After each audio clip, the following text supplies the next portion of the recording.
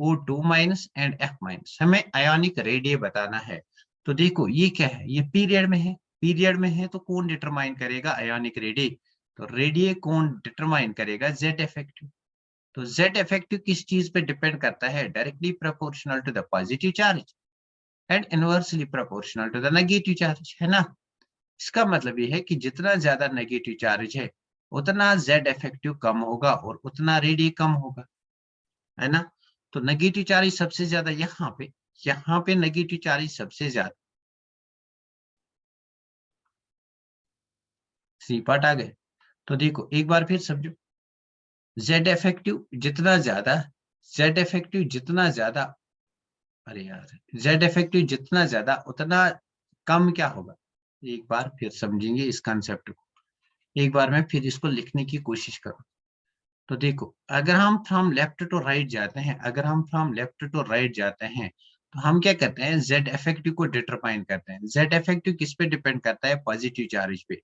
मतलब जितना ज्यादा पॉजिटिव चार्ज उतना ज्यादा जेड इफेक्टिव। और जेड इफेक्टिव इनवर्सली प्रोपोर्शनल होता है नेगेटिव चार्ज, है ना। तो इसका मतलब कि जितना ज्यादा नेगेटिव चार्ज उतना कम जेड इफेक्टिव। अब देखो, अगर जेड इफेक्टिव कम है तो उसका मतलब कि size of the atom will be large. Z effective कम है तो उसका मतलब रेडियस क्या होगा? रेडियस ज्यादा होगा। रेडियस ज्यादा होगा तो हम कंक्लूड ये करेंगे कि जो आयोनिक या एटॉमिक रेडियस है, जो रेडियस है, that's inversely proportional to Z effect, है ना। तो इसका मतलब जहां पे नेगेटिव चार्ज ज्यादा होगा वहां पे जेड इफेक्टिव कम होगा और वहां पे रेडियस ज्यादा होगा। तो नेगेटिव चार्ज यहाँ पे ज्यादा है, यहाँ पे ज्यादा है, तो जेड इफेक्टिव कम है। जेड इफेक्टिव कम है तो मतलब रेडियस ज्यादा है, मतलब N3 का ज्यादा होगा compare to that of O2 which is more than that of F minus, है ना। है ना। अब देखो कहाँ पे पहले N3 का कहाँ पे ज्यादा है? पहले N3 है, उसके बाद O2 है। कहाँ पे N3 का ज्यादा है? यहाँ पे देखो 1.36, 1.40, 1.71। तो यहाँ पे 1.71 सबसे ज्यादा, उसके बाद 1.40, उसके बाद 1.36। So the correct answer is option number 3। ये ऑप्शन नहीं होगा यार, सी होगा। साइमा सी, वेरी गुड। 1 2 3, हाँ बहुत बढ़िया रफीदा, वेरी गुड। 1 2 3, बहुत बढ़िया साइमा, वेरी नाइस। ये ऑप्शन नहीं होगा, सी होगा। बिस्मा क्या करते हो, गलती कहाँ पे करते हो? थोड़ा सा कंसेप्ट को समझो कि अगर हमारा जेड इफेक्टिव बढ़ जाएगा, यहाँ पे देखो जेड इफेक्टिव बढ़ गया, तो जेड इफेक्टिव बढ़ गया मतलब न्यूक्लियस का attraction towards the outer most electron ज्यादा हो जाएगा। ज्यादा हो जाएगा तो न्यूक्लियस जो एटम है उसका साइज कंट्रैक्ट हो जाएगा। कंट्रैक्ट हो जाएगा मतलब साइज डिक्रीज हो जाएगा। इसका मतलब कि अगर जेड इफेक्टिव बढ़ गया तो साइज डिक्रीज हो जाएगा ना। तो वही मैंने यहाँ पे लिखा कि अगर जेड इफेक्टिव बढ़ गया, अगर जेड इफेक्टिव बढ़ गया तो साइज क्या हो जाएगा? साइज डिक्रीज हो जाएगा, एटॉमिक या आयोनिक साइज डिक्रीज हो जाएगा। अब देखो जेड इफेक्टिव कैसे बढ़ता है? जेड इफेक्टिव बढ़ता है कि अगर हमारा पॉजिटिव चार्ज बढ़ेगा, isn't it? कोई बात नहीं, कोई बात नहीं, रोना नहीं चाहिए, आराम से किया करो, कोई इशू नहीं है। तो इसका मतलब है कि अगर जेड इफेक्टिव बढ़ गया, जेड इफेक्टिव बढ़ गया तो साइज इंक्रीज हो जाएगा। मतलब अगर हमारा जेड इफेक्टिव, अगर जेड इफेक्टिव बढ़ गया तो साइज क्या हो जाएगा? साइज डिक्रीज हो जाएगा। अब जेड इफेक्टिव कैसे बढ़ेगा? जेड इफेक्टिव बढ़ेगा कि अगर पॉजिटिव चार्ज होगी, लेकिन अगर नेगेटिव चार्ज है, अगर नेगेटिव चार्ज है तो जेड इफेक्टिव क्या हो जाएगा? कम हो जाएगा। जेड नेगेटिव चार्ज बढ़ेगा, जेड इफेक्टिव कम हो जाएगा। जेड इफेक्टिव कम हो जाएगा तो साइज क्या होगा? साइज बढ़ेगा। मतलब तो ये लिखेंगे कि साइज जो होता है, एटॉमिक या आयोनिक साइज जो होता है, that is directly proportional to negative charge. मतलब जब भी नेगेटिवली चार्जेड स्पीशीज मिलेगी उसका एटॉमिक साइज ज्यादा होता है, नेगेटिव चार्ज का एटॉमिक साइज ज्यादा होता है compare to that of positive charge. Clear? तो चलिए यहाँ पे मैं आपको एक इंपॉर्टेंट पॉइंट बताता हूँ कि नेगेटिवली चार्जेड स्पेशी इसका साइज ज्यादा होता है compare to that of neutral species, इसका साइज ज्यादा होता है compare to that of positively charged species. बस ये बात याद रखो, है ना। कैसे कंपेयर करेंगे? On the basis of Z effect. तो इस चीज को नोट डाउन करो, ये काफी हेल्पफुल रहेगा। बताइए, किसी को कोई कंफ्यूजन? किसी को कोई confusion? Have you got it? Very good, have you got, Bisma, have you got it now? Wajila, have you got it? Let me know. ये एंड हाँ, yes sir, very good, very nice. तो चलिए, now let us move to the next question. Next question पे जाते हैं। The correct order of an enthalpy gain, ये क्या है? Electron gain enthalpy is, correct order of electron gain enthalpy is. तो हमें बताना है correct order of electron gain enthalpy. बताइए इस क्वेश्चन का आंसर। पहले भी मैंने आपको ये क्वेश्चन दिया था, इस क्वेश्चन का आंसर बताइए। ये कौन सा ग्रुप है? यहाँ पे जो ग्रुप दिया गया है, पहले मुझे बताइए ये कौन सा ग्रुप है? दिस इज ग्रुप 16 है ना। अब ग्रुप 16 में हमारे पास ऑक्सीजन, सल्फर, सेलेनियम, डिलीरियम, ये वाले एलिमेंट्स आते हैं। तो मैंने क्या कहा था कि ग्रुप 16 में जो एक्सेप्शन है, जो ऑक्सीजन एटम है ना, इसका इलेक्ट्रॉन गेन एंथैल्पी सबसे कम होता है। सबसे कम मतलब यहाँ पे आ जाएगा, है ना। सबसे कम मतलब यहाँ पे आ जाएगा, मतलब ऑक्सीजन का सबसे लीस्ट है। अब देखो, यहाँ पे ऑक्सीजन का सबसे लीस्ट है, यहाँ पे ऑक्सीजन का सबसे लीस्ट है, यहाँ पे लीस्ट नहीं है, यहाँ पे लीस्ट है। You can easily cancel out option C and option D. यहाँ पे आंसर्स आ गए भी हैं। वेरी गुड, बहुत बढ़िया, वेरी नाइस, वेरी नाइस, बहुत बढ़िया, वेरी गुड। तो देखो, सबसे लीस्ट ऑक्सीजन का हो सकता है, मतलब सी और डी आंसर नहीं हो सकते। अब देखो, मैंने क्या कहा था, सबसे ज्यादा सल्फर का होगा, उसके बाद किसका होगा? ये पीरियड थर्ड है, पीरियड थर्ड का ज्यादा होता है compare to that of selenium, उसके बाद टिलीनियम, उसके बाद oxygen. So option A is the correct answer, sulphur, selenium, tellurium, oxygen, है ना। हाँ, A is the correct answer. अरे ये ऑर्डर किसने बनाया? ये ऑर्डर क्या बोलते हो? ये ऑर्डर क्या क्या बनाया आपने? इस ऑर्डर को फिर से देखो बिस्मा। हाँ, Inha, very nice, Suraiya, very nice, very good. बाकी बच्चे भी इस पे, हाँ, बाकी बच्चे भी इसको देखो, आराम से देखो, कोई जल्दी नहीं है, आराम से क्वेश्चन सॉल्व करने की कोशिश करो। टाइम ले लो अपना, आराम से क्वेश्चन सॉल्व करो, टाइम ले लो, आराम से क्वेश्चन। दैट्स व्हाई मैं कहता हूँ आपको, हाँ, A part is the correct answer. That's why मैं कहता हूँ आपको कि ज्यादा से ज्यादा क्वेश्चन प्रैक्टिस करो। थ्योरी तो हम सब लोगों को आती है, बट जब क्वेश्चंस पे आते हैं, जितना ज्यादा क्वेश्चंस हम सॉल्व करेंगे ना, उतनी हमारी डेप्थ बढ़ जाती है, उतना कॉन्फिडेंस लेवल भी बढ़ जाएगा। जो मैंने आपको मॉड्यूल दिया है, उसमें एटलीस्ट 200 या 300 के करीब क्वेश्चंस होंगे, तो उनको सॉल्व करो ना। One, yes sir, very good. हाँ, क्लियर हुआ ना? ये क्वेश्चन सबको क्लियर हुआ? Raise your hands if it's clear. हम नेक्स्ट क्वेश्चन पे जाते हैं। We'll move to the next question. The atomic number of element अनिलिनियम is, तो ये हमारे पास एलिमेंट है अनिलिनियम, इसका एटॉमिक नंबर बताना है। अनिलिनियम है एलिमेंट, इसका एटॉमिक नंबर बताना है।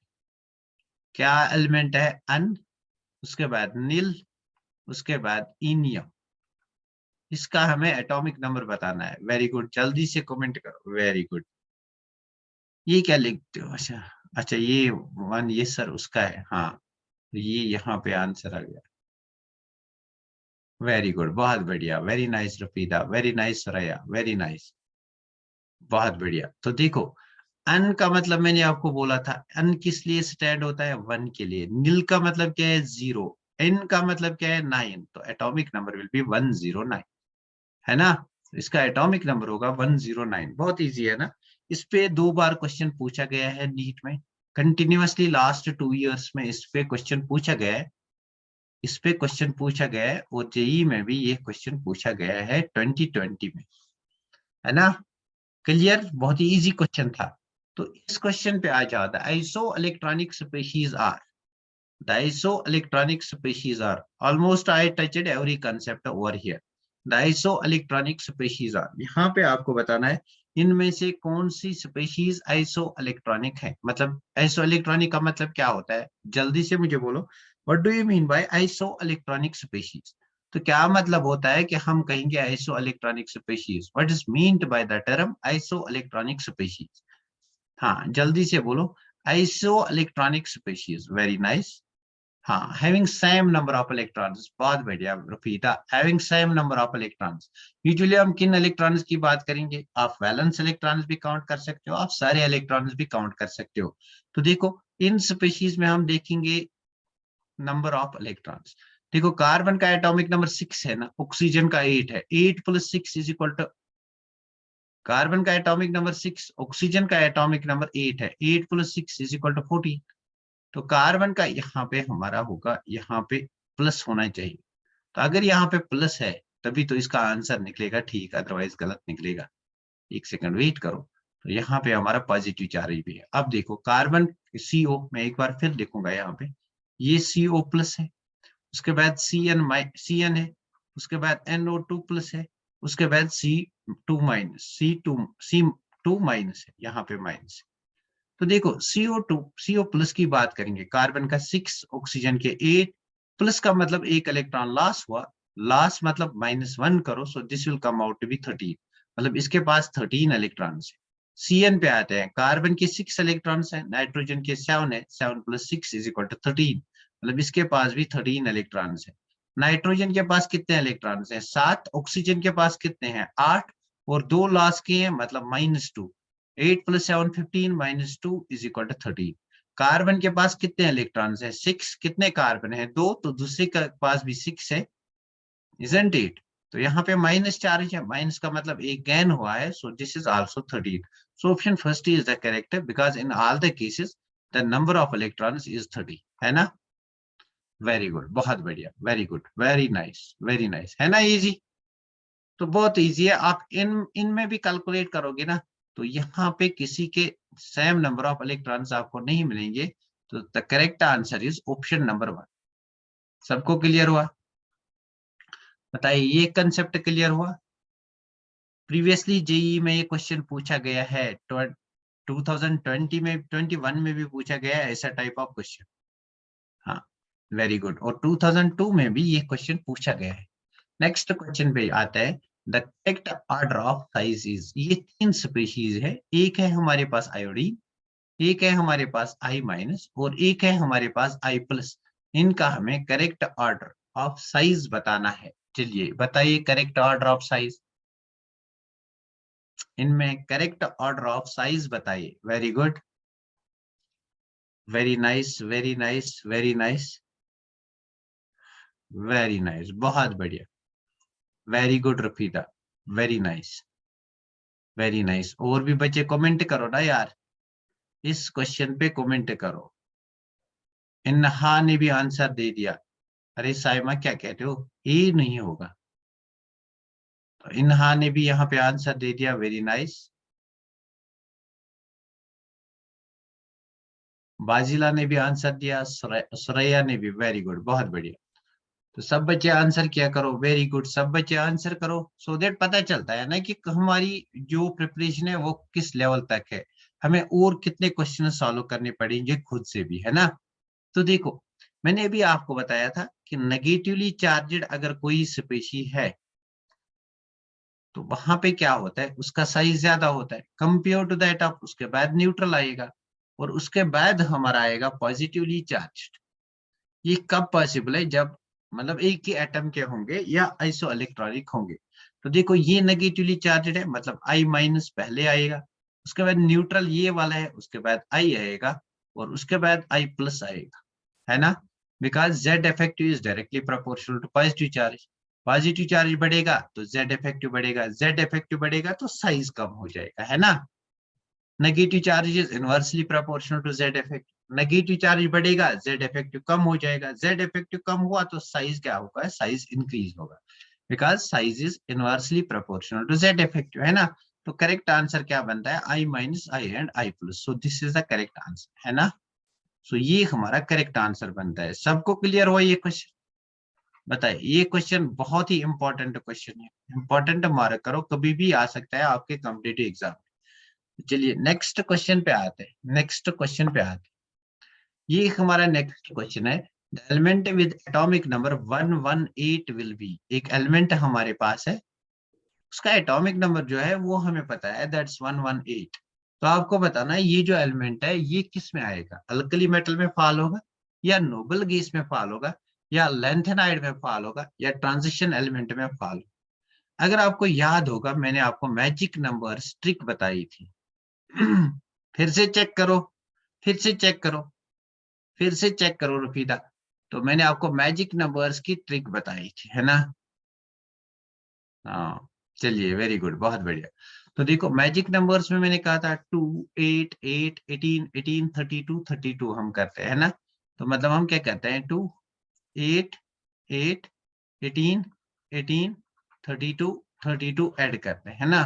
तो देखो हमारे पास अगर 118 से अगर हम रिवर्स ऑर्डर में जाएंगे तो इनको सब्ट्रैक्ट करेंगे, तो 118 में माइनस करेंगे 32, बताइए कितना होगा। 8 minus 2 is equal 6, 11 minus 3 is equal 8। फिर से 32 करेंगे तो क्या आएगा, 6 minus 2 is equal to 4, 8 minus 3 is equal to 5। उसके बाद माइनस 18 करेंगे, यहाँ पे मैजिक नंबर्स ऐड कर रहा था, यहाँ पे मैजिक नंबर्स को सब्ट्रैक्ट कर रहा हूँ। 18, 14 माइनस 8 इज इक्वल टू 6, तो मतलब 5 minus 1, 4 minus 1 is equal to 3। मतलब ये भी नोबल गेस है, ये भी नोबल गेस है, ये भी नोबल गेस है, इसका मतलब ये नोबल गेस में आएगा, है ना, इजंट इट। तो माइनस 18 करो, माइनस 18 करेंगे तो यहाँ पे आपका 18 आएगा, ये भी नोबल गेस है। उसके बाद माइनस 8 करो तो 10 आएगा, ये भी नोबल गेस है। उसके बाद माइनस 8 करो तो 2 आएगा, 2 भी नोबल गेस है, इसलिए ये एलिमेंट किस ग्रुप में आएगा, नोबल गेस में आएगा, है ना। वेरी गुड, बहुत बढ़िया, very good, very good फाजिला, very good Bisma, बहुत बढ़िया। साइमा, सी पार्ट कहाँ आएगा साइमा, गलत हुआ। बाजिला वेरी नाइस, बहुत बढ़िया, है ना, इजी कंसेप्ट, इजी है ना। कि आपके पास जो एटॉमिक नंबर है उसको सब्ट्रैक्ट करो, क्या मैजिक नंबर्स।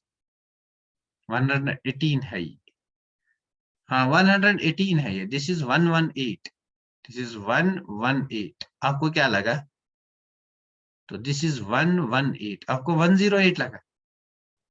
चलिए कोई बात नहीं है, ये 118 है। सबको क्लियर हुआ ये क्वेश्चन, लेट मी नो कि ये क्वेश्चन सबको क्लियर हुआ। Raise your hands if this question is clear to you. ऐसा टाइप ऑफ क्वेश्चन आएगा तो फाड़ देंगे। एक और तरीका है हमारे पास, क्या करते हैं कि हम हिंज एलिमेंट्स की मदद से किसी एलिमेंट का एटॉमिक नंबर, किसी एलिमेंट की position in the periodic table निकालते हैं ना, है ना।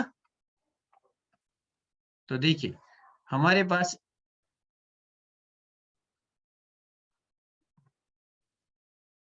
अरे यार क्या हो,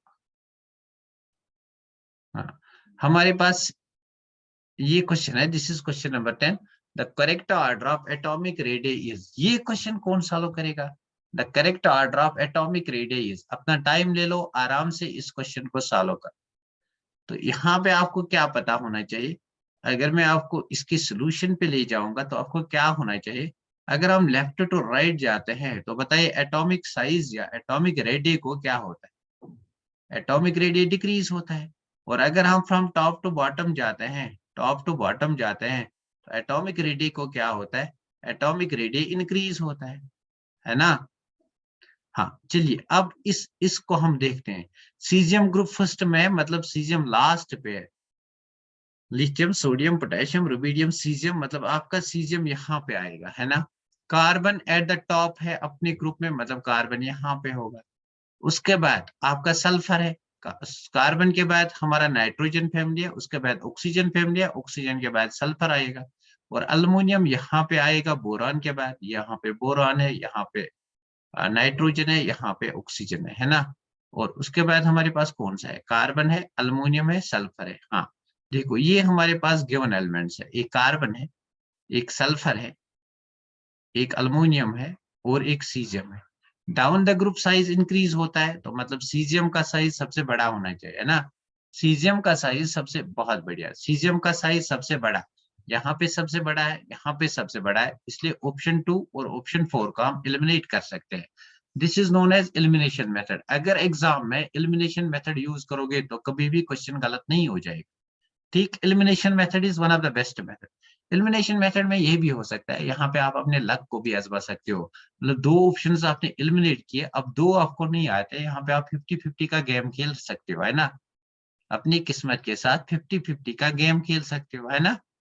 तो चलिए, मतलब सीजियम का सबसे ज्यादा होगा। अब देखो जो भी टॉप पे है, जो भी टॉप पे है उसका साइज क्या होगा, सबसे कम होगा, मतलब कार्बन का सबसे कम। यहाँ पे कार्बन का सबसे कम यहाँ पे नहीं है, सो हमारा जो आंसर होगा that's option number 3 which is the correct answer, है ना।